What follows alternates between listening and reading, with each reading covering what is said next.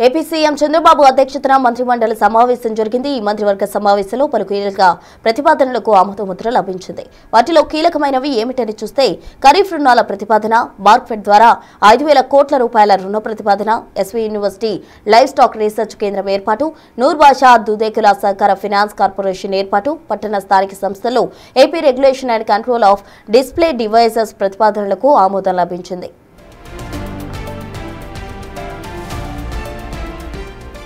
మరి ముఖ్యంగా రాజధానిలో మరో 16,000 ఎకరాలకు పైగా భూ సమీకరణకు సైతం ఆమోదం లభించింది. 7 గ్రామాల పరిధిలో సిఆర్డీఏకు అనుమతించే ప్రతిపాదనకు ఆమోదం లభించింది. పట్టణాభివృద్ధి శాఖలో చట్ట సవరణలకు నాబార్డు నుంచి ఇంధన శాఖ రుణం పొందే ప్రతిపాదనలకు ఆమోదం లభించింది.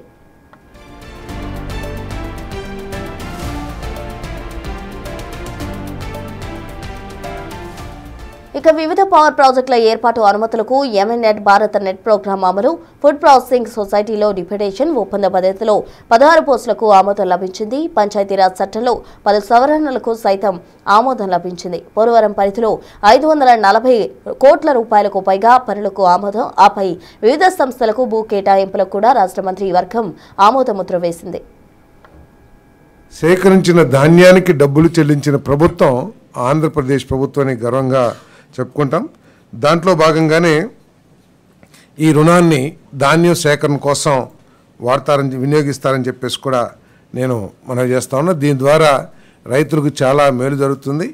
మరి రైస్ మిల్లర్స్ కానివ్వండి, దళారీలు కానివ్వండి, రైతుల్ని నష్టపరిచే పరిస్థితుల నుంచి రైతులకి కొంత సౌలభ్యం లభిస్తుందని చెప్పేసి కూడా తెలియజేస్తాను. ఏపీ సహకార సంఘాల చట్టం 1964 కింద ఇప్పటికే ఉన్న AP state Noor Basha Dudekula welfare and development కార్పొరేషన్ను రద్దు చేస్తూ AP Noor Basha Dudekula cooperative finance corporation పేరుతో కొత్త కార్పొరేషన్ ఏర్పాటు చేసే ప్రతిపాదనకు రాష్ట్ర మంత్రిమండలి ఆమోదం తెలిపింది.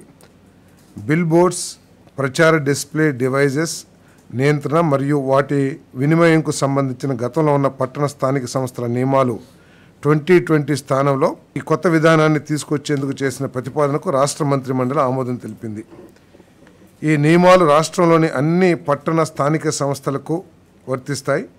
డిస్ప్లే పరికరాలను ఏర్పాటు చేయడానికి లైసెన్స్ మరియు అనుమతి పొందడం తప్పనిసరి. 16,666.57 ఎకరాల విస్తీర్ణంలో ల్యాండ్ పూలింగ్ స్కీమ్ను ప్రారంభించేందుకు ఏపీసీఆర్డీఏ కమిషనర్కు అధికారం ఇచ్చే ప్రతిపాదనకు ఏపీసీఆర్డీఏ చట్టంలోని సెక్షన్ 55 యొక్క సబ్సెక్షన్ నిబంధనల ప్రకారం రాష్ట్ర మంత్రి మండలి ఆమోదం తెలిపిందని చెప్పేసి మనం చేస్తాం.